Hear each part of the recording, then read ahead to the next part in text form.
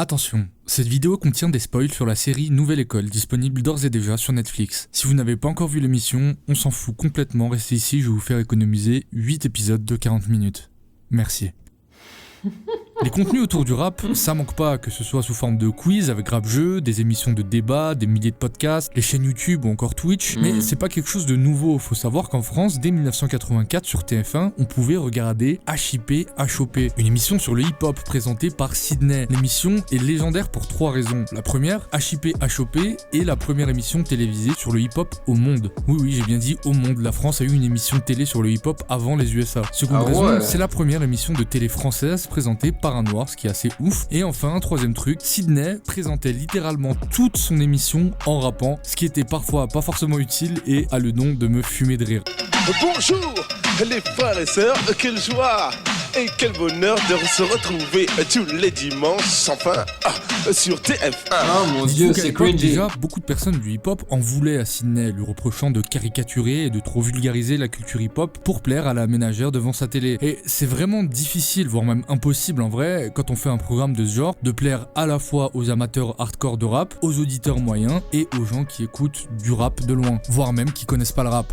L'année dernière, on nous annonçait la sortie de Nouvelle École sur Netflix, adaptée bien évidemment du programme Rhythm and Flow aux USA. L'émission a eu pas mal de retard, mais c'est finalement aux côtés de Shai, SCH et Niska comme jury que les candidats participeront à l'émission. Après une grosse promo autour du programme avant sa sortie, qu'en est-il de l'émission ? Le programme tient-il ses promesses ? Attention, spoil, non. Mais je vais vous expliquer pourquoi et croyez-moi, je vais être sans pitié. Let's go.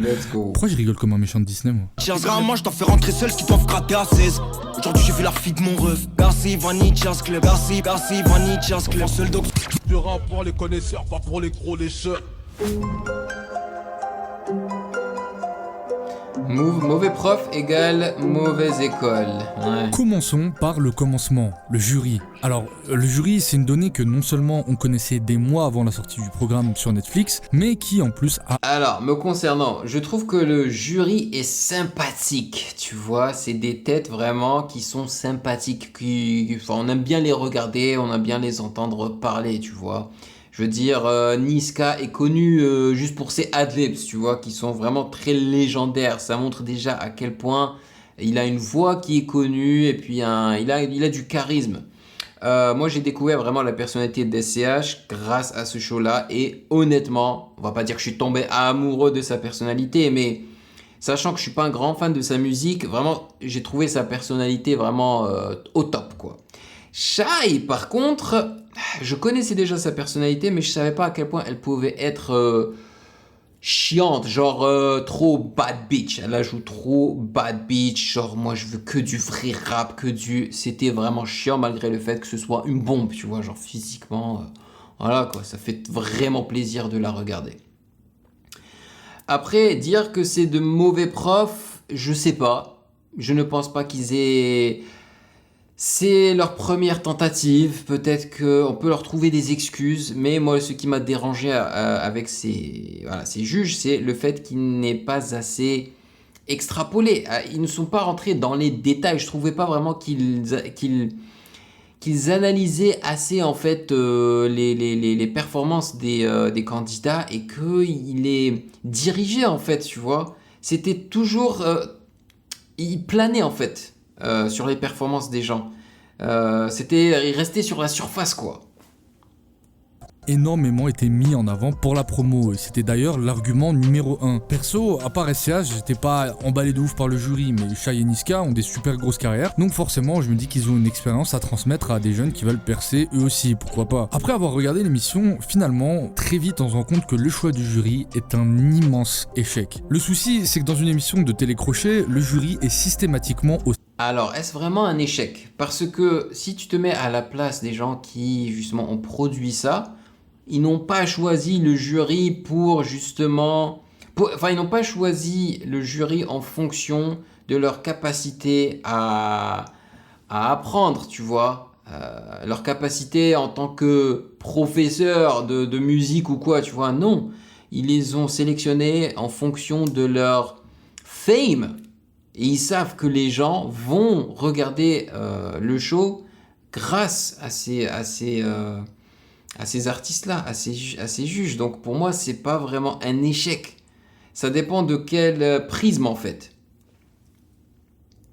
Service de l'émission. Là, on a l'impression que c'est toute l'émission qui est au service du jury. Tout est fait pour les mettre en avant. Shai qui a 38 robes différentes. Oui, j'ai compté, arrêtez de me regarder comme ça. SCH qui a, je sais pas trop, j'ai pas eu le temps de compter, mais une quantité énorme de vêtements de marque de luxe. Déjà, on a l'impression que la moitié du budget de la prod est passé dans les vêtements. Bon, déjà, un point pour Niska, mention Psartek frérot, parce qu'à ce niveau, il a su rester dans la simplicité. Bon, ça c'était pour la forme, parce que dans le fond, si les armoires étaient remplies de vestes Balenciaga, niveau critique, c'est le néant absolu. Entre Niska qui prend des notes où on dirait il va faire une thèse en chimie pour finalement dire des banalités, SCH qui sauve un peu le navire grâce à son énorme capital sympathie. Alors, je suis d'accord avec ça. Moi aussi, quand j'ai vu Niska prendre des notes et après, ce qui est venu après, c'est-à-dire ce qu'il a raconté aux candidats, j'étais là, mais t'as pris des notes pour quoi faire? Tu pouvais pas te rappeler de ça, là? À moins qu'ils aient mal édité le show, tu vois, et qu'ils aient enlevé de grosses minutes là où justement ces juges étaient en train de leur apprendre des trucs, et où il les critiquait correctement, tu vois, je sais pas. Et ses choix pertinents quand même, mais en vrai ses analyses sont pas ouf si on parle ça. Et surtout Shai, bordel. Ah non, c'est une catastrophe. Shai, ouais. c'est chial tellement j'ai pleuré du sang face à ses avis catastrophiques. Je me Ouais. suis arraché les cheveux un nombre incalculable de fois, Je suis tellement d'accord. absolument chacune de ses décisions sont ridicules. Sa manière de répéter beaucoup trop de fois qu'il y a 100 cas. Ouais. Alors pour moi, Shai, c'était vraiment juste pour le visuel. Elle était là juste pour plaire aux gars et aux femmes, hein, qui kiffent les femmes. Mais voilà, c'est une belle femme. Elle est attirante, donc elle est là pour nos yeux en fait, pas vraiment pour nos oreilles en vrai. Les armoires étaient remplies de vestes Balenciaga. Niveau critique, c'est le néant absolu. Entre Niska qui prend des notes où on dirait il va faire une thèse en chimie pour finalement dire des banalités, SCH qui sauve un peu le navire grâce à son énorme capital sympathie, et ses choix pertinents quand même, mais en vrai ses analyses sont pas ouf si on parle ça. Et surtout, Shai, bordel, c'est plus Shai, c'est chial tellement j'ai pleuré du sang face à ses avis catastrophiques. Je me suis arraché les cheveux un nombre incalculable de fois, tellement absolument chacune de ses décisions sont ridicules. Sa manière de répéter beaucoup trop de fois qu'il y a 100K à gagner, Il y a un pactole à la clé. Il y a 100K à gagner. de juger les candidats en fonction de leur dalle, ou de choisir les meufs juste parce que selon elles c'est des jolies garces. Je souffle les gars, désolé mais je souffle grave fort. En gros, si t'étais pas street, si tu faisais pas la bad bitch et si tu surjouais pas le gars qui a faim, tu rentrais pas dans son barème de notation. D'ailleurs, tout ça est cristallisé dans ce moment terrible dans lequel on voit Ben PLG qui se présente pour l'audition. Bon, entre parenthèses, faut savoir que Bébé Jacques et Ben PLG c'était les deux rappeurs de l'émission qui avaient déjà une mini carrière, une petite commu et une reconnaissance de la critique pour des projets. Du coup, Ben se présente, la scène est tournée dans un garage. Déjà, bon, on dirait le début d'une vidéo de Pascal Opé, mais passons. Et là, je vous jure,